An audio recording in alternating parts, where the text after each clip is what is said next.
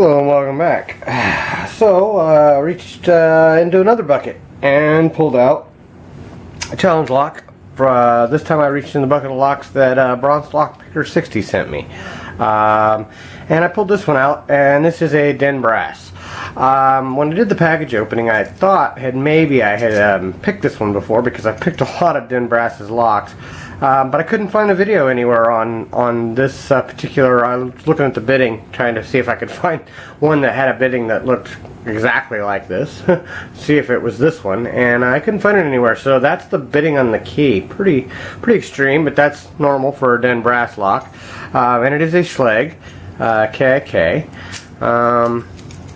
Works pretty good. So especially for that bidding. But I thought I'd put it in the vise and see if I can get into it. Even if I have picked it, well, I'm going to do it again. So it's here now, and well, I'll pick it. I had the leather already in the vise because I picked that one from K1 Locks, that Sarah, which was an interesting lock. I just didn't know how to gut it. So well, anyway, let's go ahead and see if I can get into this one. I'm going to use top of the keyway, and I think I'm going to go ahead and use my 50 thousandths pry bar from Peterson. And you know, looking at that bidding, I'm going to start with my DeForest diamond, because I know that I'm not going to be able to get past that last pin right here with anything else. That low right there is just going to be impossible to reach that back one without having to reach. So I'm just going to go ahead and use my DeForest diamond to start with, and see what we can do here. Zoom in for you guys, and get that to focus. Hopefully I can do something with this lock. Come on now. Where's my focus?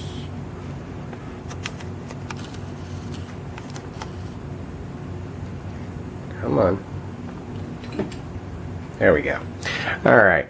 I'm going to do what I always do, which is start in the back of the lock and apply very light tension, because it is a challenge lock, and pull forward and just look for a binder. Well, hold on here. There we go. 3. Getting counter on him already. Wow, okay. 2. Got a click on him, but nope, oh, got 3 again. Okay, and again. A little bit on 1.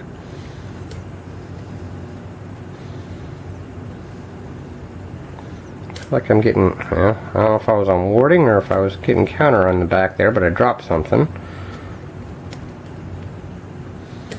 Okay, that was 5 or 6. Another click on him. That was 1, I believe.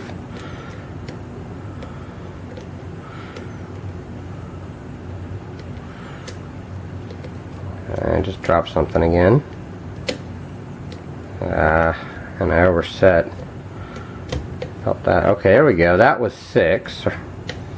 Okay, a little bit on 5. A little bit on 4. Counter. Okay, wow, deep false set. Now I have to wonder if I'm dealing with a T-pin. I'm going to just touch everything and see if I can get something out of anything. Maybe getting counter here up front.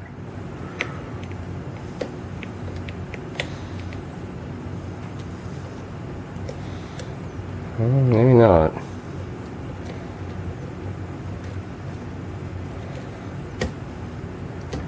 Okay, I think that was 1.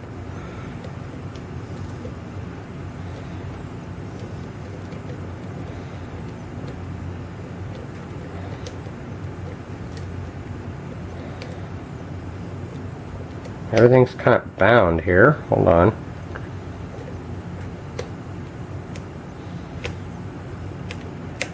I feel like I was getting counter on 1. I pushed a little bit harder. I don't know if I'm oversetting him or what.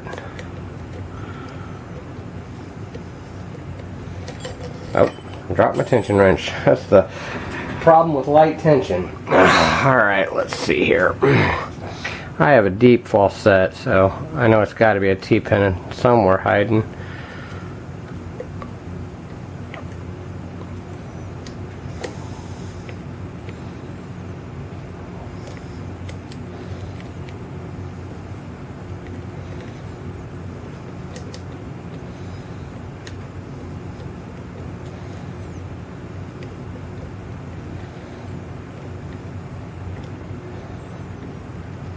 No, it's counter on 1. I don't think I'm getting 1 set. He's high. He's real high.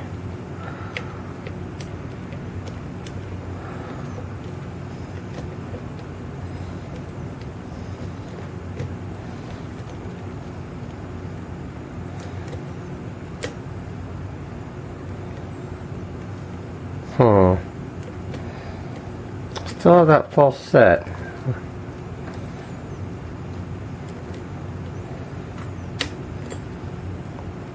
Keep picking my tension wrench.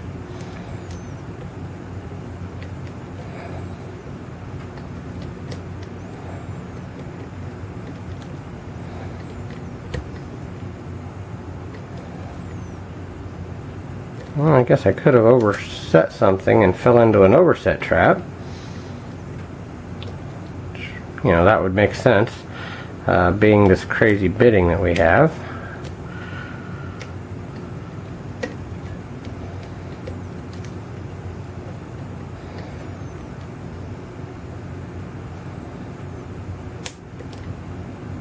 That was me on the warding.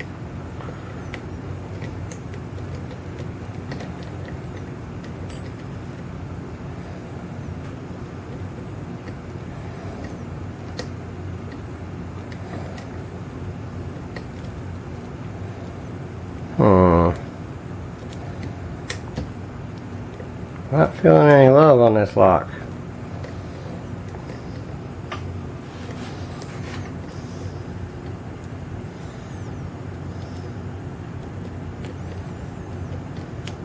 Nothing. The only thing I'm getting is counter up front, but oh, wait a second. I just got to click on one, and I got a really good, got my false set back. And I'm not getting counter on 1 anymore.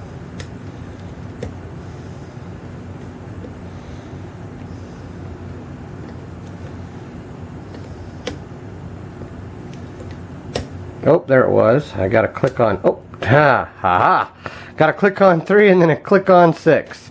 And she's picked. So, tricky lock. But, you know, extreme bidding and probably, I don't know what he's got in it. Something T-pinish. Because that's usually what makes you search when you don't have any feedback. Let's zoom out. I already did that. And let's see if I can cut this thing. Got a clip on the back. Get out of the way. Let's put this up there with the key.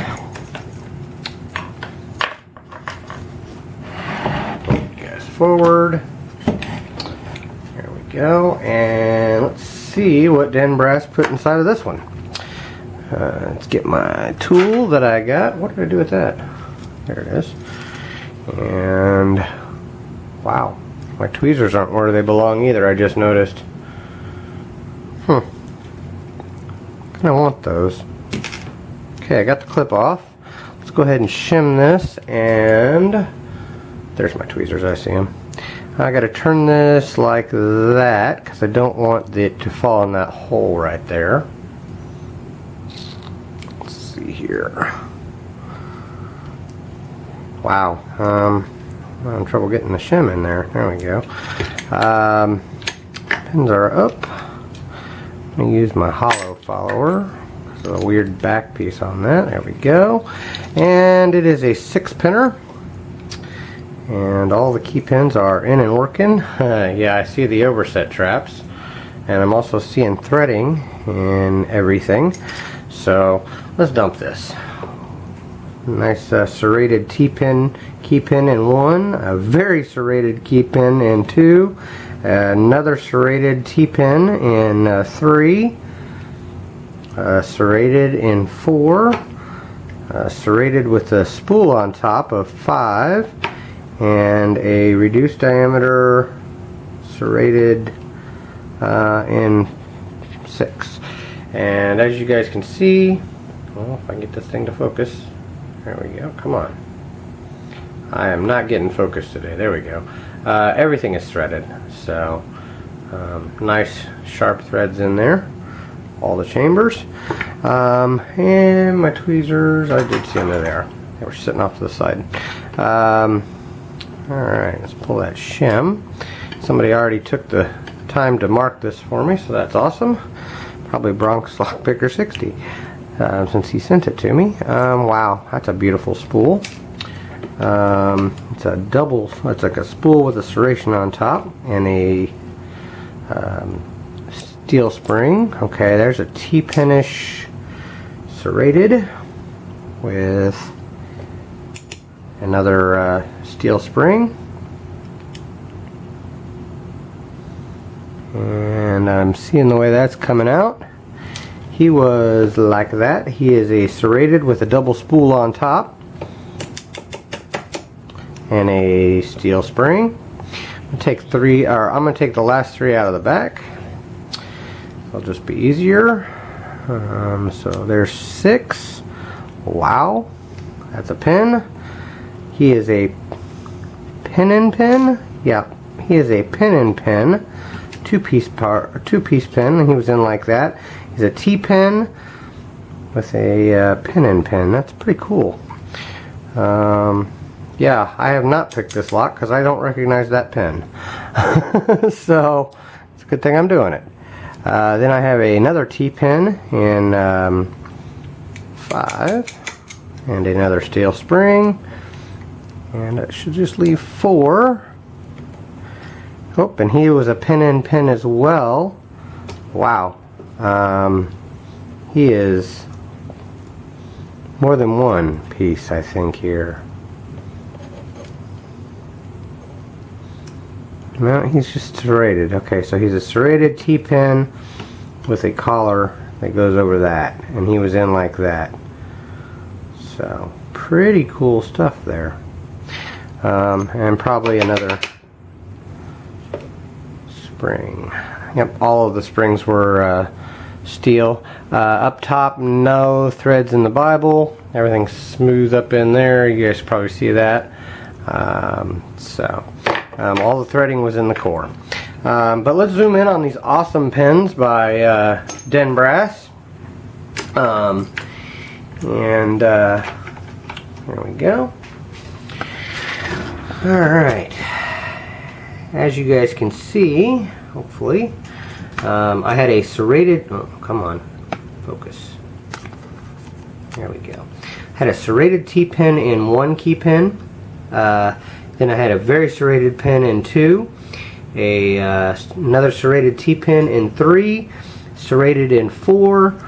Serrated spool in 5. And another serrated T-pin in 6. Up top, we had a spool with a serration on top of it in 1. Then we had a serrated T-pin in 2. A serrated with double spool on top in 3. 4 was a pin and pin with a serration on top. Then we have a T-pin in 5. And 6 is pretty wicked. It is a pin and pin T-pin. That's pretty cool. And all steel springs up top. But thank you very much, Bronx Lockpicker 60, for sending me this lock. Thank you, Den Brass, for pinning it up. And thank you guys for watching. And, well, don't break the law.